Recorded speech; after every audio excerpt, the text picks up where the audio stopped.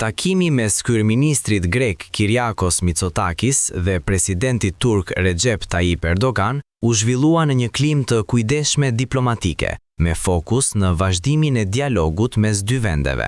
Në një periudhë zhvillimesh të reja gjeopolitike, stabiliteti në mesdheun lindor konsiderohet jetik. Të dy liderët theksuan rëndësinë e ruajtjes së kanaleve të komunikimit dhe shmangjes së tensioneve të reja.